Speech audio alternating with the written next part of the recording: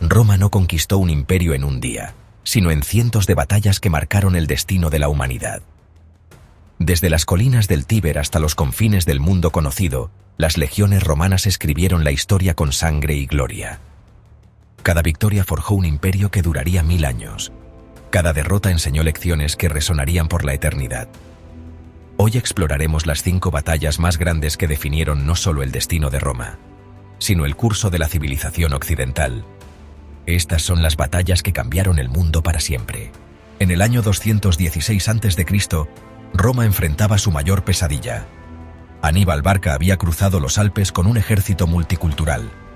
El general cartaginés había devastado el norte de Italia y ahora amenazaba el corazón mismo de la República. Roma respondió con la mayor fuerza militar jamás reunida. 80.000 legionarios bajo el mando de los cónsules Varrón y Paulo. El 2 de agosto del 216, en las llanuras de Canas, se enfrentarían el destino de Roma y el genio militar de Aníbal. Los romanos confiaban en su formación tradicional, una masa compacta de legionarios que había conquistado Italia. Pero Aníbal había preparado una trampa mortal. Colocó a sus tropas más débiles en el centro, invitando a los romanos a atacar. Cuando comenzó la batalla, los romanos hicieron exactamente lo que Aníbal esperaba. Atacaron el centro débil. Mientras los romanos avanzaban, las tropas africanas de élite cerraron los flancos como las mandíbulas de una bestia.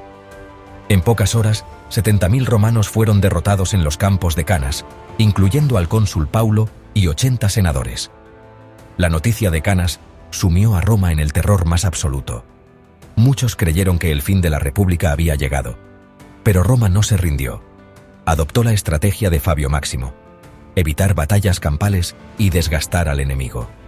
Aunque algunas ciudades se aliaron con Aníbal, Roma demostró una resistencia que sorprendió al mundo antiguo. Canas no fue el fin de Roma, sino el comienzo de su transformación en una potencia mundial imparable. Antes de continuar, suscríbete al canal para disfrutar de más historias como esta. La ciudad vivió entonces una de las mayores crisis de su historia. El Senado, conmocionado por la pérdida de decenas de miles de hombres y de gran parte de la aristocracia, decretó reclutamientos de emergencia e incluso recurrió a esclavos y adolescentes para reforzar el ejército. Varias ciudades aliadas de Italia desertaron hacia Aníbal, creyendo que Roma estaba condenada, mientras los templos se llenaban de sacrificios y plegarias a los dioses. Fue en este ambiente de desesperación donde Fabio Máximo impuso su estrategia de desgaste: hostigar al enemigo sin enfrentarlo en campo abierto, cortando suministros y desgastando lentamente a los cartagineses. Esta resistencia silenciosa sería la base del renacer romano. En el año 52 a.C., Julio César había conquistado casi toda la Galia tras 8 años de guerra implacable. Pero un joven noble arverno llamado Vercingétorix logró lo imposible: unir a las tribus galas contra Roma. Vercingétorix se refugió en la fortaleza de Alesia, una posición aparentemente inexpugnable en lo alto de una colina. César respondió con una demostración de ingeniería militar sin precedentes.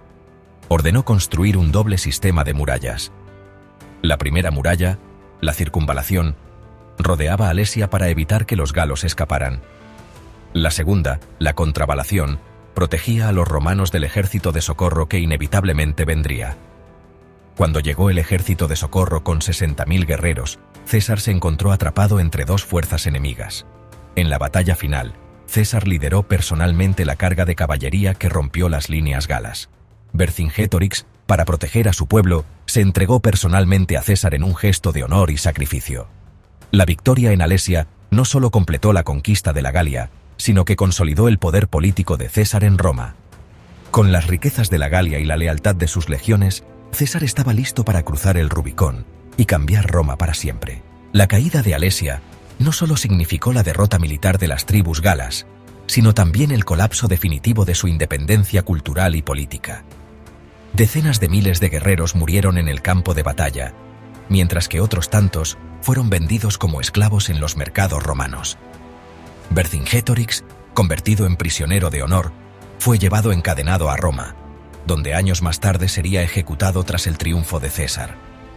La conquista de la Galia multiplicó la riqueza de la República, aportando tributos, tierras y soldados auxiliares que alimentarían la maquinaria de guerra romana. pero también reforzó el poder personal de César, encendiendo las tensiones que conducirían a la guerra civil y al final de la República. En el año 9 después de Cristo, Roma intentaba extender su imperio más allá del Rin, hacia las misteriosas tierras de Germania. Las tribus germanas, feroces y libres, habitaban bosques impenetrables que habían resistido la civilización romana. Arminio, un noble querusco educado en Roma, servía como auxiliar en las legiones pero guardaba un secreto mortal. Publio Quintilio Varo comandaba 3 legiones completas, la 17ª, la 18ª y la 19ª, con más de 20.000 hombres. Arminio convenció a Varo de marchar hacia una supuesta rebelión, guiando a las legiones directamente hacia una trampa mortal. En los pantanos de Calcrise, miles de guerreros germanos emergieron de los bosques como fantasmas vengadores. Durante 3 días, las legiones lucharon desesperadamente, pero el bosque se había convertido en su tumba. Varo no quiso ser capturado, y con él se desvanecieron 3 legiones que jamás volvieron a formarse. Cuando la noticia llegó a Roma, el emperador Augusto gritó durante días: «Varo, devuélveme mis legiones». Roma abandonó para siempre sus planes de conquistar Germania, estableciendo el Rin como frontera permanente del imperio. La victoria de Arminio preservó la libertad germana y cambió para siempre el mapa de Europa. En el año 202 a.C., Publio Cornelio Escipión el Africano llevó la guerra al corazón del imperio cartaginés. Escipión era el único general romano que había derrotado consistentemente a los ejércitos cartagineses en Hispania. Aníbal se vio obligado a abandonar Italia después de 15 años para defender su patria amenazada. En las llanuras de Zama se enfrentarían por primera vez los 2 mejores generales de su época. Aníbal desplegó 80 elefantes de guerra, esperando repetir el terror que habían causado en batallas anteriores. Pero Escipión había aprendido de las derrotas pasadas. Organizó sus tropas en columnas con pasillos para neutralizar la carga de los elefantes. Más importante aún, había conseguido la alianza de la caballería númida, tradicionalmente aliada de Cartago. Cuando las infanterías chocaron, veteranos de Italia lucharon contra legionarios curtidos en Hispania. La caballería romana regresó del campo de batalla y atacó por la retaguardia, sellando el destino de Cartago. Por primera vez en su carrera, Aníbal conoció el sabor amargo de la derrota total. Zama no solo terminó la Segunda Guerra Púnica, sino que estableció a Roma como la potencia dominante del Mediterráneo. El camino estaba abierto para que Roma se convirtiera en el imperio más grande que el mundo había conocido. En el año 31 a.C., el mundo romano estaba dividido entre Octavio en Occidente y Marco Antonio en Oriente. Marco Antonio se había aliado con Cleopatra, la última reina de Egipto, combinando el poder militar romano con las riquezas del Nilo. Octavio, bajo el consejo del almirante Agripa, preparó una flota para enfrentar a la armada egipcio-romana en el mar. El 2 de septiembre, en el Golfo de Accio, se enfrentaron más de 1000 naves en la batalla naval más decisiva de la historia. Las galeras de Octavio, más pequeñas pero más maniobrables, atacaron las pesadas naves egipcias con tácticas de abordaje. En el momento crítico de la batalla, Cleopatra huyó con sus naves, y Marco Antonio la siguió, abandonando a su flota. La flota abandonada se rindió sin más resistencia, entregando a Octavio el control absoluto del mundo romano. Marco Antonio y Cleopatra encontraron su final en Alejandría, y con ellos desapareció la última resistencia a la unificación romana. Octavio regresó a Roma como el único señor del mundo mediterráneo, poniendo fin a un siglo de guerras civiles. En el año 27 a.C., el Senado le otorgó el título de Augusto, naciendo así el Imperio Romano. Accio no solo decidió una guerra civil, sino que dio nacimiento al imperio más duradero de la historia occidental. Estas 5 batallas no fueron solo enfrentamientos militares, sino los momentos que forjaron el destino de la civilización occidental. Desde Cannas, aprendimos que la derrota puede forjar el carácter de una nación más que 1000 victorias. De Alesia vimos cómo la ingeniería y la determinación pueden superar cualquier obstáculo natural. Teutoburgo nos enseñó que hasta el imperio más poderoso tiene límites que no puede cruzar. Zama y Accio demostraron que el destino de los imperios se decide en momentos únicos e irrepetibles. El eco de las legiones romanas aún resuena en la historia de la humanidad. Estas batallas no solo fueron hitos militares, sino también lecciones universales de política, estrategia y resistencia.